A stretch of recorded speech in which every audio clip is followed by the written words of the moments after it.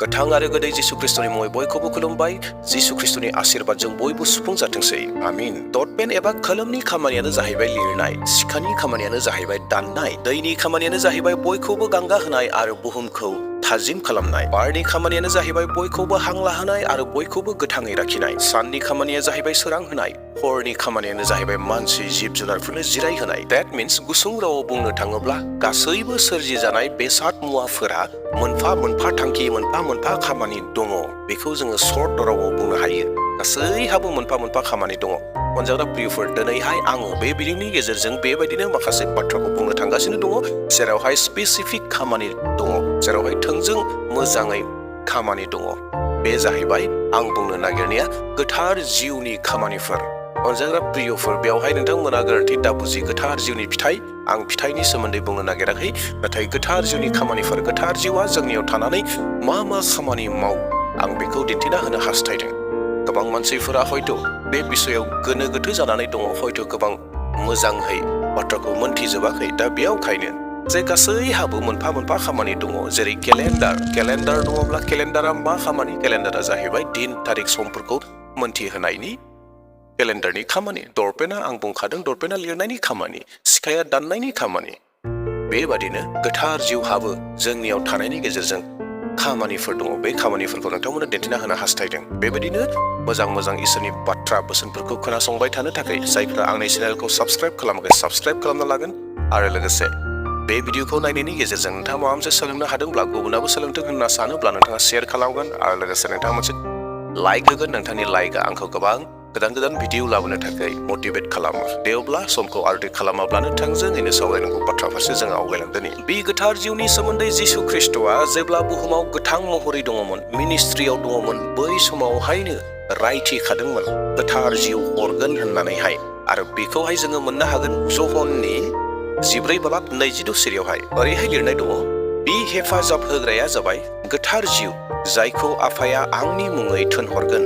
बेनो नोंसोरनो गासैखौबो फोरोंगोन आरो आं रायथिनाय मानिखौनो नोंसोरनो गोसोखांहोगोन। प्रेज द लर्ड। बे गोथार जिउआ मा खालामगोननो? जोंखौ गासै बिसयखौबो फोरोंगोन। यस, गासै बिसयखौ फोरोंगोन। आरो जिसु ख्रिस्टआ जि बाथ्राफोरखौ बुंलांबाय, फोरोंलांबाय, बेफोर गासैखौबो गोसोखांनो सक्ति बोलोफोरखौ बे गोथार जिउआ जोंनो होगोन।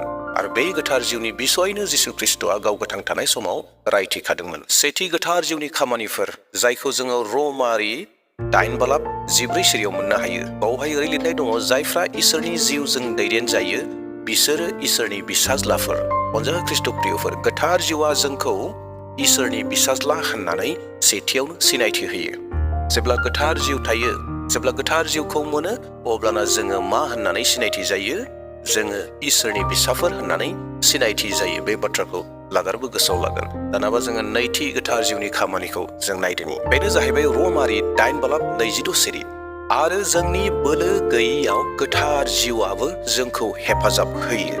जेब्ला जोङो बोलो गैयै जायो, जिउआव लोरबां जायो, जोंनि सिंनि जिथु स्पिरिचुवेल जिउआ लोरबां जाना थायो, बै समावहाय गोथार जिउआ जोंनो बोलो होयो। अनजाग्रा प्रियफोर, आरो बेनि उनाव बुंबावदों, मानोना माबोरै आरज खालामनांगौ बेखौ जों मिथिया, जेखौ मानसिया बाथ्राफोरजों बुंस'नो हाया, बेखौ जोंनि लागै हांमा सुनायजों जिउआ गावनो इसोरनियाव आरज खालामो। प्रेज द लर्ड। मा इसे गेदेर खामानि बे गोथार जिउआ खालामो। बे गोथार जिउआ मावबाय थायो। अनजाग्रा प्रियफोर, जोंनि जिउआव थानाय दुखु, दाहा, जेंना, बेफोर गासैखौबो बे गोथार जिउआ नुयो। आरो बे गोथार जिउआ हांमा सुयो, दुखु जाफायो जोंनि दुखुआव, नोंथांनि दुखुआव, गासैनि दुखुआव। आरो बे गोथार जिउआ अरायबो आफानियाव आरज खालामो होननानै बुंदों। बिस'नानै होयो, बिस'ग्रा जायो। गोथार जिउआ आरज खालामो, नोंनि जानानै आरज खालामबाय थायो। दे अब्ला प्रियफोर, थामथि गोथार जिउनि खामानिखौ नायदोनि। बेनो जाहैबाय इफिसुसारि 4:30। आरो नोंसोरो इसोरनि गोथार जिउखौ दुखु दाहो, मानोना नोंसोर गहोजागोन सानसिम इसोरा गोथार जिउजोंनो नोंसोरखौ महर बुनानै दोनखाबाय। गोथार जिउनि खामानिया मा? महर बुनानै दोनखानाय, सिटिजेनशिप। जोङो जिसु ख्रिस्टनि जाखाबाय होननानै गोथार जिउआ जोंखौ दिन्थिबाय थायो, फोरमायबाय थायो। गोथार जिउनि खामानिया मा खालामो? जों जे सोरगो रायजोनि भागि जाबाय, जिसु ख्रिस्टनि जानानै दङ, जों जिसु ख्रिस्टनि खा होननानै महर बुजाबाय। जेरै जोङो भारत हादराव थानो थाखाय, जोङो भारत हादरनि सिनायथि मोननो थाखाय जेरै भट होयो, जेरैहाय जोंनियाव भटार कार्ड दङ, थिग बेबायदिनो जोंबो सोरगो रायजोनि कार्डखौ मोनबाय। आरो बे कार्डआ मा? गोथार जिउ। आरो बे गोथार जिउआ जोंखौ सिनायथि होयो, जोङो जिसु ख्रिस्टनि होननानै जोंखौ महर बुखाबाय। गोथार जिउनि खामानिया मा? महर बुनाय। दे दानाबा जोङो थांदोनि ब्रैथि गोथार जिउनि खामानिखौ नायदोनि। बेनो जाहैबाय 1 करन्थियारि 2:10-14 सिरि। नाथाय बेखौ इसोरा गावनि जिउजों जोंनो मिथिहोबाय। बे गोथार जिउआ गासैखौबो नायगिरजोबो। बियो इसोरनि गोथौआव थाखोमानायफोरखौबो मिथिगौ। सासे मानसिनि साननायखौ मिथिनो हानाय मानसिफोरनि गेजेराव सोर दं? बिनियाव थानाय जिउआल' बिनि साननायखौ मिथिगौ। बेबादिनो इसोरनि जिउआल' इसोरनिफोरखौ मिथिगौ। जोङो बे संसारनि जिउखौ मोनाखै, इसोरनि हरनाय जिउखौसो जोङो मोनदों।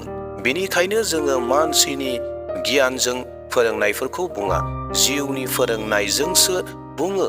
जायफोरहा गोथार जिउ दं, बिसोरनो जोङो जिउनि नंथारगौखौ बिजिरनानै होयो। जायनियाव गोथार जिउ गैया, बियो इसोरनि जिउनिफ्राय फोथायनाय बोरफोरखौ मोना।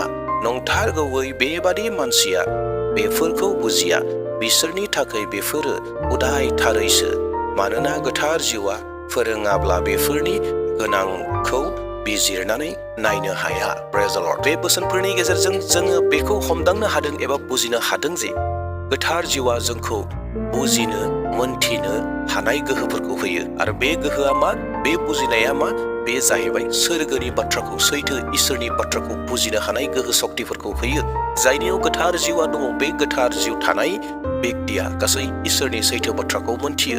जेरैहाय दिनै जोङो जिसु ख्रिस्टखौ नाजावनाय लोगो लोगोनो गोथार जिउआ जोंजों थानायखाय जोङो गासै सैथो जिसु ख्रिस्टनि बाथ्राफोरखौ बुजिनो हायो, मोनथियो। नाथाय गोबां सुबुंफोर दङ जायफोरा जिसु ख्रिस्टनि बाथ्राफोरखौ मोनथिया, जिसु ख्रिस्टखौ बुंब्लाबो बुजिया।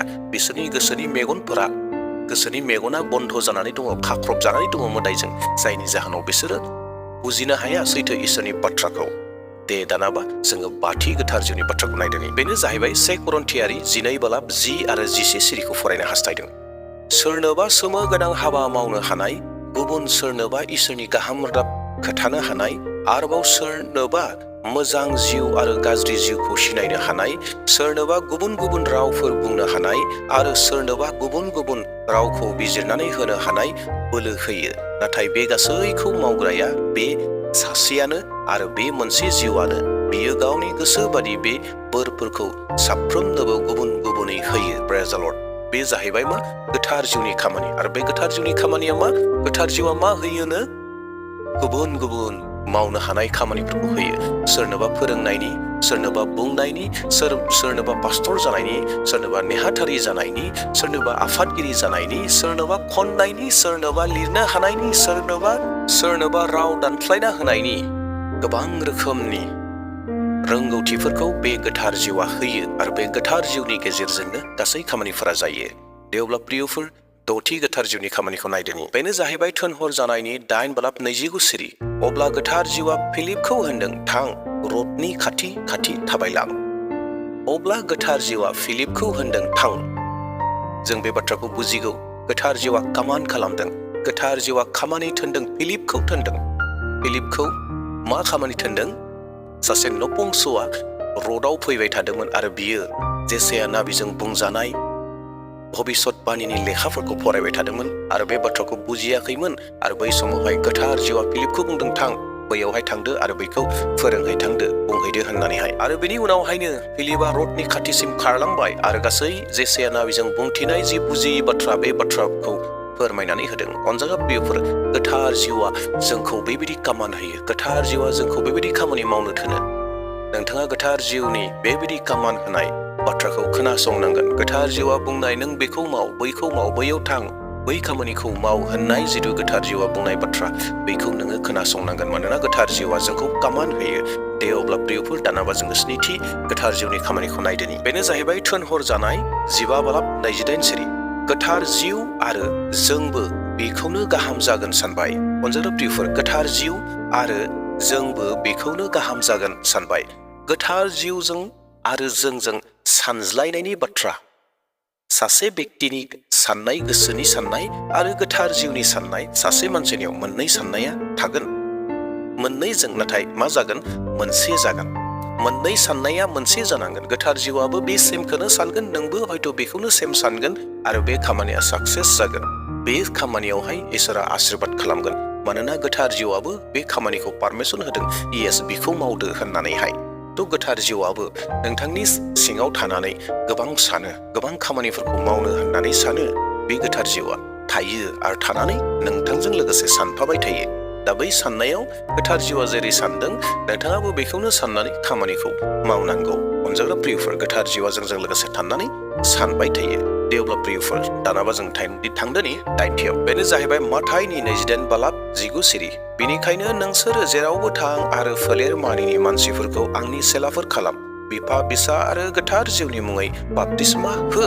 अनजाग्रा प्रियफोर, गोथार जिउनि खामानिया जाहैबाय मोनसे बाप्तिस्मा होनाय, गोथार जिउनि मुङै बाप्तिस्मा होनाय खामानि। दे अब्ला प्रियफोर, गुथि गोथार जिउनि खामानिखौ नायदोनि। बेनो जाहैबाय जहन्नि 10:8 आरो 9 सिरिखौ फरायनो हास्थायदों। जेब्ला बियो फैयो अब्ला पाप, धोरोम आरो इसोरनि बिसारनि बाथ्रा संसारनि मानसिफोरनो मिथिहोगोन आरो मानसिफ्रा बेसे दसि बेखौ दिन्थिगोन। आंखौ फोथायैयानो पाप, बेखौ गोथार जिउआ दिन्थिगोन। प्रेज द लर्ड। गोथार जिउआ मा दिन्थिगोन? गोथार जिउआ दिन्थिगोन जाहैबाय जिसु ख्रिस्ट'खौ फोथायैयानो पाप होननानै गोथार जिउआ बयखौबो मोनथिहोगोन। आरो लोगोसे माखौ मोनथिहोगोन? पाप, दसि, गासै बेफोर जेन पाप जायो बेफोरखौ बे गोथार जिउआ मोनथिहोगोन। प्रियफोर, दानाबा 10थि गोथार जिउनि खामानिखौ नायदोनि। बेनो जाहैबाय गालातियारि 5:6 सिरि। आंनि बाथ्राया बेनो, गोथार जिउआ नोंसोरखौ दैदेनथों, अब्ला नोंसोरो मोदोमनि लुबैनाय बादि मावनो गोसो जानाय नङा। प्रेज द लर्ड। अनजाग्रा प्रियफोर, गोथार जिउआ जोंखौ मोदोमनि लुबैनायनिफ्राय गोजानाव दोनो। मोदोमनि लुबैनाया आलादा आरो गोथार जिउनि लुबैनाया आलादा। जों बे बाथ्राखौ मोजाङैनो मोनथिगौ। नाथाय बे बाथ्राखौ गोसोआव लागोन, बेखौ सोर आलादा आलादा सोर खालामो? गोथार जिउआ खालामो। मानोना गोथार जिउनि लुबैनाय, गोथार जिउनि हास्थायनाया जाहैबाय गासैबो सोरगोनि जायो आरो मोदोमनि जिथु लुबैनाय, मोदोमनि लुबैनाया संसारनि जायो। अनजाग्रा प्रियफोर, गोथार जिउनि गोबांथा खामानिफोर दङ, नाथाय बे गोबां खामानिनि गेजेराव आङो बे 10थाखौ लाबोग्रोबाय। इयुननि समफोराव खाबु मोनोब्ला 2थि पार्ट, 3थि पार्ट, 4थि पार्ट लानानै फैगोन, जेरावहाय गोथार जिउनि खामानिफोरखौ आङो बै भिडिअफोरावहाय दिन्थिगोन। दे अब्ला प्रियफोर, नोंथांमोना जुदि बे भिडिअखौ नायनायनि गेजेरजों माबा मोनसे सोलोंनो हादोंब्ला, बावना थानाय बाथ्राफोरखौ गोसोआव फैफिनदोंब्ला मोनसे लाइक होगोन। दे अब्ला प्रियफोर, दिनैनि भिडिअखौ बेसिम दोनथ'नो हास्थायबाय। इयुननि समाव मोनसे गोदान टपिक लाना फैफिनबावसिगोन। प्रेज द लर्ड, हालेलुया, जय मसीह होनना आंनि भिडिअखौ बेसिम दोनथ'बाय। Thank you.